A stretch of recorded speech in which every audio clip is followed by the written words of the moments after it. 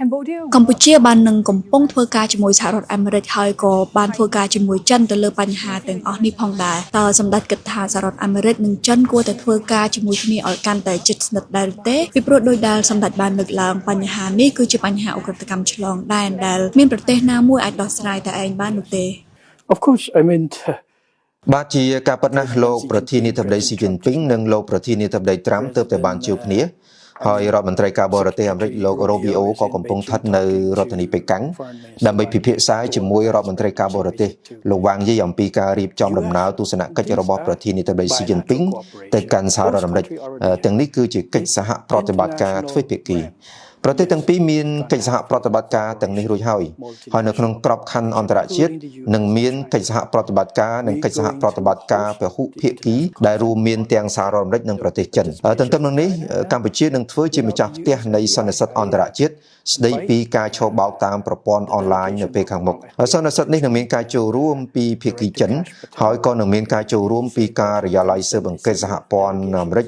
FBI ផងដែរខ្ញុំបានអញ្ជើញគណៈប្រតិភូពី FBI ឲ្យចូលរួមហើយលោកនាយក FBI លោក Kas Patel បាននិយាយថាលោកនឹងបញ្ជូនគណៈប្រតិភូជាន់ខ្ពស់មួយមកបំពេញទស្សនកិច្ចទាំងនេះគឺជាកិច្ចសហប្រតិបត្តិការដើម្បីដោះស្រាយបញ្ហារួមដែលលើសពីបញ្ហាភូមិសាស្ត្រនយោបាយយើងបានដឹងហើយថានេះគឺដើម្បីផលប្រយោជន៍របស់ប្រទេសទាំងអស់បណ្ដាញឧក្រិដ្ឋកម្មអាចវាយប្រហារប្រទេសនានាដោយមិនគិតថាប្រទេសទាំងនោះមាននិន្នាការឬក៏សម្ព័ន្ធភាពនយោបាយបែបណានោះទេ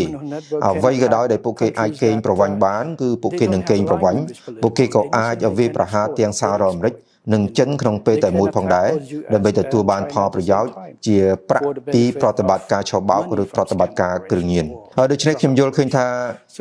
កិច្ចសហប្រតិបត្តិការទាំងនេះមិនចាំបាច់ត្រូវបានកម្រិតនៅក្នុងក្របខ័ណ្ឌណាមួយឬក៏ផ្ដោតតែលើភូមិសាស្ត្រនយោបាយនោះទេពេលខ្លះបញ្ហានេះត្រូវបានលើកឡើងហួសហេតុពេកនៅពេលដែលយើងផ្ដោតតែលើចំណុចអវិជ្ជមានប៉ុន្តែជារួមទំនាក់ទំនងវិជ្ជមានរវាងប្រទេសធំៗទាំងពីរគឺចិននិងសហរដ្ឋអាមេរិកបានកើតមានជាយូរណាស់មកហើយមានបណ្ដាញជាច្រើនដែលយើងអាចនិយាយបានថាជាមរតកទំនាក់ទំនងសម្ដេចក៏បានលើកឡើងផងដែរអំពីរបៀបដែលក្រុមអ ுக ្រិតកម្មទាំងនេះកំពុងធ្វើប្រតិបត្តិការដែលមានភាពកាន់តែស្មុគស្មាញទៅរបាយការណ៍មួយរបស់អង្គការសហប្រជាជាតិបានបង្ហាញថាឥឡូវនេះពួកគេថែមទាំងធ្វើប្រតិបត្តិការក្នុងលក្ខណៈដូចជាក្រុមហ៊ុនផងដែរឧទាហរណ៍នៅក្នុងតំបន់អាស៊ីអាគ្នេយ៍ក្រុមអ ுக ្រិតកម្មមួយចំនួនកំពុងប្រើប្រាស់ដីសម្បត្តិនៅក្នុងតំបន់សេដ្ឋកិច្ចពិសេសដើម្បីធ្វើប្រតិបត្តិការខុសច្បាប់ហើយកម្ពុជាមានតំបន់បែបនេះរាប់សិបកន្លែងតើកម្ពុជាកំពុងធ្វើអ្វីខ្លះដើម្បីធានាថាតំបន់ទាំងនេះមិនត្រូវបានប្រើប្រាស់ដើម្បីសម្រួលទៅដល់សកម្មភាពអ ுக ្រិតកម្មទាំងនោះWe have learned from experience បាទយើងបានរៀនសូត្រពីបទពិសោធន៍ពីប្រទេសដទៃផ្សេងទៀតនៅលើពិភពលោកខ្ញុំបានផ្ដល់បទបញ្ជាយ៉ាងតឹងរ៉ឹងដល់ស្ថាប័នសន្តិសុខរបស់យើងឲ្យធ្វើការជាមួយរដ្ឋបាលមូលដ្ឋាននិងស្ថាប័នដែលទទួលបន្ទុកក្នុងតំបន់សេដ្ឋកិច្ចពិសេសដើម្បីធានាថាគ្មានតំបន់សេដ្ឋកិច្ចពិសេសណាមួយត្រូវបានប្រើប្រាស់សម្រាប់គោលបំណងទុច្ចរិតបែបនេះទេប្រសិនបើរកឃើញថាតំបន់សេដ្ឋកិច្ចពិសេសណាមួយកំពុងផ្ដល់ការបិទបាំងដល់បទល្មើសឆបោកតំបន់នោះនឹងត្រូវទទួលខុសត្រូវចំពោះមុខច្បាប់ដោយករណីផ្សេងទៀតដែរដូច្នេះរហូតមកដល់ពេលនេះយើងមិនទាន់មានភស្តុតាងណាមួយបញ្ជាក់អំពីបញ្ហាទាំងនេះទេយើងមានការប្រុងប្រយ័ត្នយ៉ាងខ្លាំងចំពោះបញ្ហាទាំងនេះតំបន់សេដ្ឋកិច្ចពិសេសជាច្រើននៅកម្ពុជាគឺជាវេទិកានិងជាទីតាំងសម្រាប់ទាក់ទាញវិនិយោគផ្ទាល់ពីបរទេសនៅក្នុងវិស័យជាច្រើនដូច្នេះតំបន់ទាំងនេះនៅតែបន្តរីកចម្រើនហើយយើងនៅតែបន្តសង្ឃឹមថានឹងអាចទាក់ទាញការវិនិយោគបន្ថែមនិងការពង្រីកអាជីវកម្មទាំងនៅក្នុងតំបន់សេដ្ឋកិច្ចពិសេសនិងក្រៅតំបន់សេដ្ឋកិច្ចពិសេសយើងនឹងបន្តបដិញ្ញាចិត្តហើយយើងក៏កំពុងបដិញ្ញាចិត្តក្នុងការបន្តបង្ក្រាបបញ្ហាឆបោកអនឡាញនេះហើយយើងបានឃើញហើយអ្នកក៏បានដឹងដែរថាយើងបានបង្ហាញលទ្ធផលជាច្រើននៅពេលកន្លងមកយើងនឹងធ្វើឲ្យកម្ពុជាក្លាយជាទីកន្លែងមិនងាយស្រួលឬមិនមែនសម្រាប់ក្រុមឆបោកអនឡាញ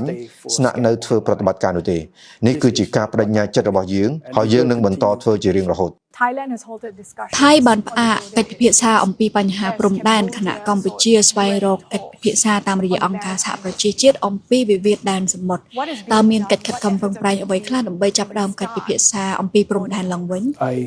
ខ្ញុំបានលើថាថ្នាក់ដឹកនាំថៃជាពិសេសរដ្ឋមន្ត្រីការបរទេសថៃបានថ្លែងថា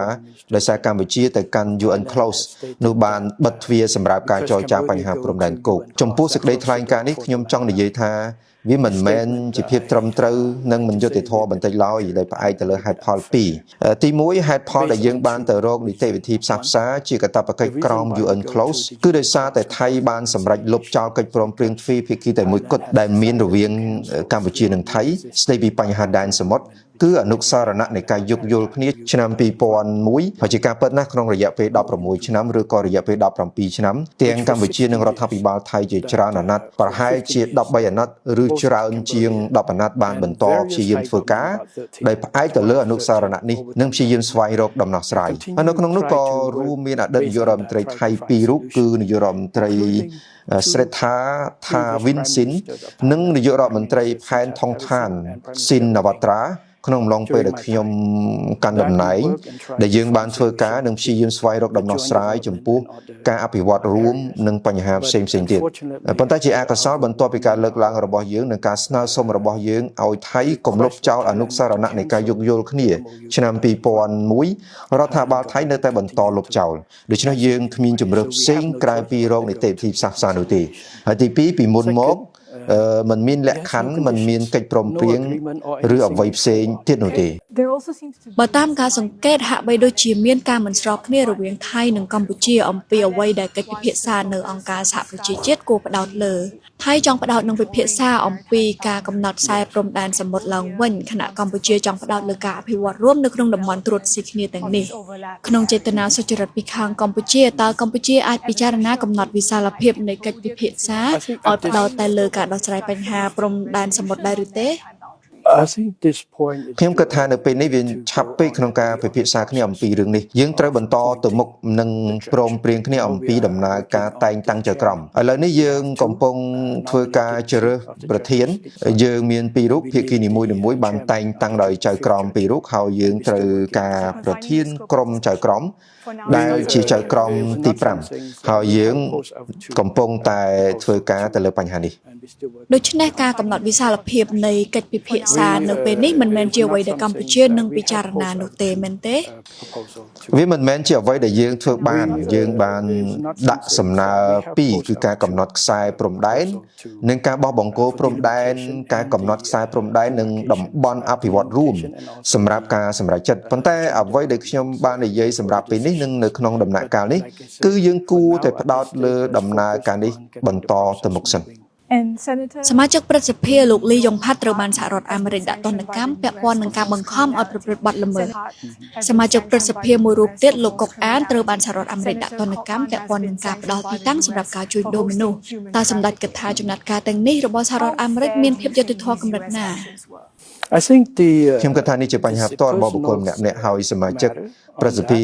ទាំង2រូបបានជួលក្រុមមេធាវីដើម្បីតស៊ូធ្វើការតាមផ្លូវច្បាប់ក្នុងគោលបំណងសម្អាតឈ្មោះរបស់ពួកគេហើយសម្ដេចមានន័យថាកម្ពុជានៅតែបដិញ្ញាចិត្តក្នុងការប្រយុទ្ធប្រឆាំងនឹងបញ្ហាឆបោកនេះមែនទេបាទដូច្នេះតើកម្ពុជានឹងទៅដល់កម្រិតណាក្នុងការចាត់វិធានការប្រឆាំងនឹងក្រុមអិសរាជជនដែលត្រូវបានភ្ជាប់ទៅនឹងសកម្មភាពអ ுக ្រិតកម្មឬការឆបោកទាំងនេះយើងបានចាត់វិធានការប្រឆាំងនឹងមន្ត្រីមួយចំនួនឧទាហរណ៍យើងបានដកមន្ត្រីយោធាផ្កាយ3មន្ត្រីយោធាផ្កាយ2និងមន្ត្រីយោធាផ្កាយ1ដែលបានរកឃើញថាមានជាប់ពាក់ព័ន្ធទៅនឹងសកម្មភាពឆបោកហើយយើងបានចាត់វិធានការឲ្យថែមទាំងបានបណ្ដេញអភិបាលនិងស្នងការនគរបាលតាមបណ្ដាខេត្តដែលមិនបានធ្វើសកម្មភាពប្រឆាំងនឹងកិច្ចការងារនេះហើយនៅមានការស៊ើបអង្កេតបន្ថែមទៀតដែលកំពុងបន្តអ្នកដឹងហើយថាយើងបានដោះស្រាយបញ្ហានេះជាច្រើនមកហើយដូច្នេះចំពោះចំណាត់ការរបស់សហរដ្ឋអាមេរិកតើសម្ដេចចង់បញ្ចេញមតិដែរឬទេថាសម្ដេចគិតថាវាជាចំណាត់ការដែលមានយុត្តិធម៌វាជាបញ្ហាមួយយើងនឹងរងចាំលទ្ធផលបន្ទាប់ពីតុលាការឬក្រោយពេលក្រុមមេធាវីការពារក្តីរកឃើញលទ្ធផលវាមិនមែនជាការសម្រេចចិត្តរបស់ខ្ញុំនោះទេteam will define it's not me it's not